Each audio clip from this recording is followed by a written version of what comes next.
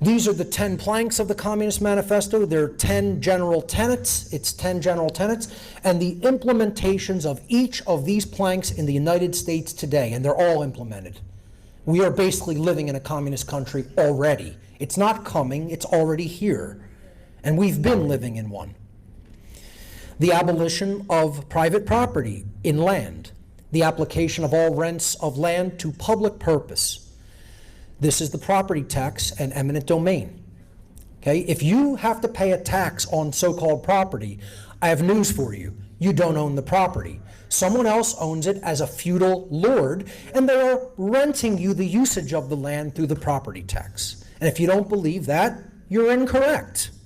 That's the truth of the matter. That's what we have. We have a system of neo-feudalism in America and throughout the world. Number 2, a heavy progressive or graduated income tax. Boy, do we have that. You know, that's the income tax and Internal Revenue Service, the IRS. The abolition of all rights of inheritance. This is known in the United States as the estate tax or the death tax. Inheritance has basically been wiped out. I've just been a victim of this. You know, my former partner who passed, verbally and in writing, said, my property is to pass to you. And because that was not done correctly with the state comes in, says we're swooping in and claiming ownership of her estate and giving it to whoever we deem fit.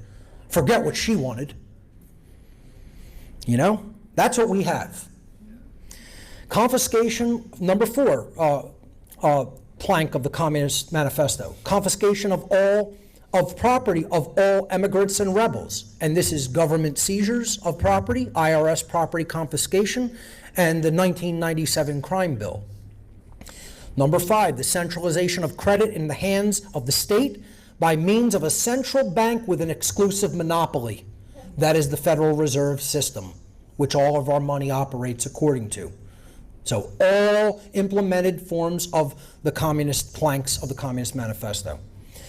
Number 6, centralization of the means of communication and transportation in the hands of the state.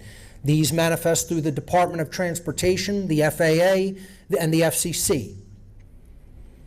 Number 7, the extension of state-owned industrial production and central planning in agriculture. This is Executive Order 13575, which allows greater government power over food and energy. And many more bills have come down the pike since this one was passed, which tighten that control even further.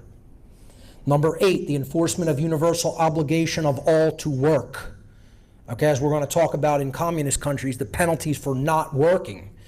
Establishment of industrial armies, especially for agriculture, literally armies of farmers and agriculturalists. And this is implemented in the United States by taxes. The fact that taxes and inflation have forced dual income families, and in many instances both partners must work multiple jobs. Plus there is an implementation of the combination of industry and agriculture. 9, combination of agriculture and manufacturing industries. It's kind of an adjunct to Plank 8. And more equitable distribution of the population over the country. We don't really have that last one, okay? So we have the first part of it.